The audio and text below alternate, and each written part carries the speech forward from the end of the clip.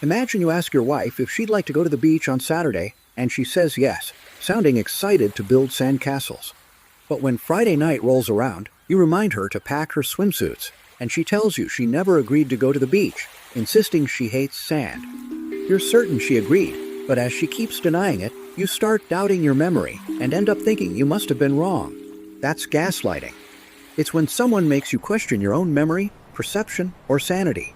It's like knowing the sky is blue, but someone tries to convince you it's green until you start wondering if there's something wrong with your eyesight. The term gaslighting comes from a 1938 play called Gaslight, where a husband dims the lights in their home but denies anything changed, making his wife think she's losing her mind. This manipulation often starts small, but over time, the gaslighter can make you feel unsure of yourself. Eventually, it can make you question your own thoughts and rely on them more, as if they're your personal GPS.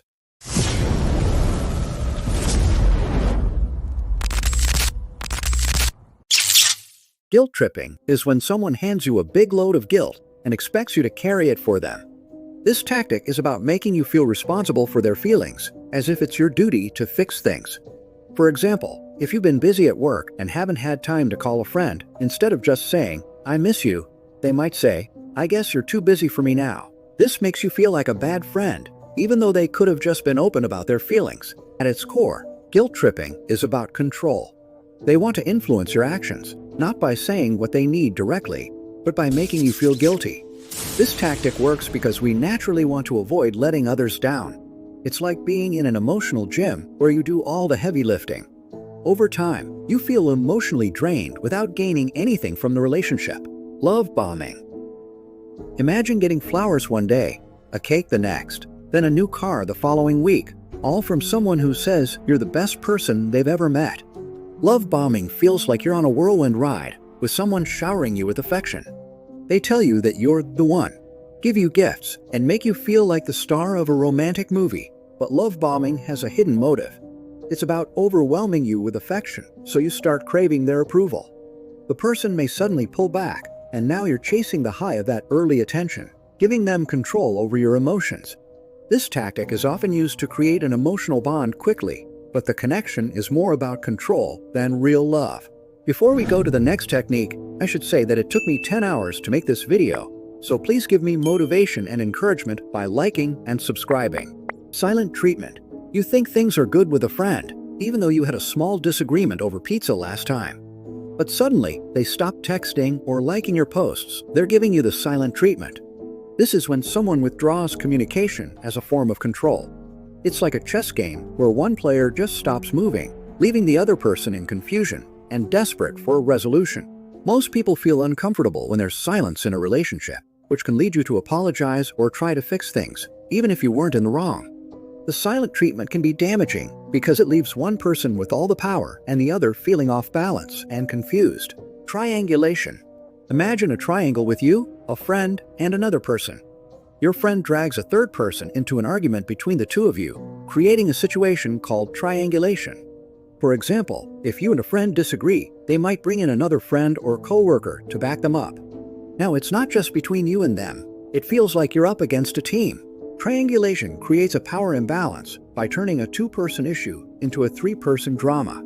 The manipulator gains control by positioning others on their side, often leaving you feeling isolated or questioning your own perspective. It's common in toxic workplaces or relationships, where people use others to validate their opinions and gain an upper hand. Projection. Imagine spilling milk, but turning to your brother and saying, "Why did you make me spill it?"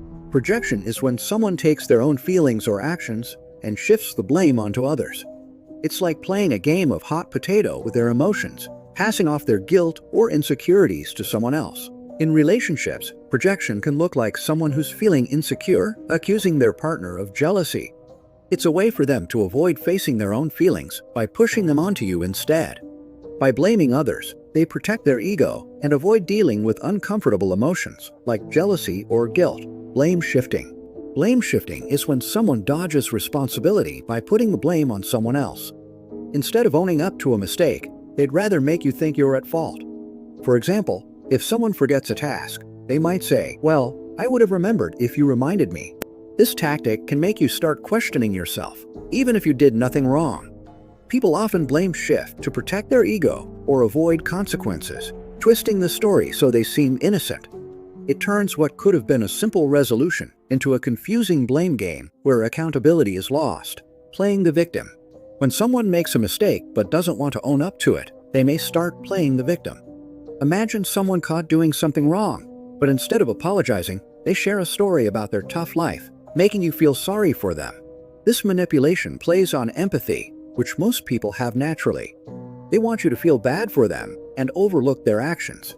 It's like a performance that makes them look helpless and misunderstood, so you stop focusing on what they did and start feeling guilty for confronting them. Stonewalling. Stonewalling happens when you're in a discussion, but the other person shuts down instead of engaging. They might go silent, give short answers, or avoid the topic entirely. This creates a wall between you, making it hard to resolve anything. People may stonewall to avoid confrontation, or sometimes it's a way to control the conversation by refusing to engage. It can leave you feeling ignored and invalidated.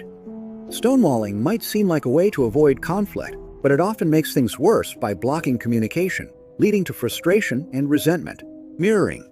Mirroring is when someone mimics your behavior, like using similar words or gestures. At first, it can make you feel like they understand you deeply. This connection is natural, but some people use it to create a false sense of trust. For example, a salesperson might notice you're into sports and start talking about their love for the game to make you feel familiar with them. This tactic is about building trust fast, which can sometimes be used for manipulative purposes.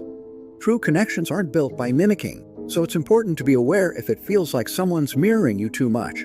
Love withdrawal. Love withdrawal is when, after a disagreement, one person stops being affectionate or responsive, leaving the other wondering if they did something wrong. It's as if they've hit the pause button on love, making the other person feel anxious. This tactic is about control, as the partner pulls back to make the other feel insecure, often forcing them to apologize or change their behavior. Over time, love withdrawal can erode trust and connection in a relationship, leading to resentment and doubt about self-worth.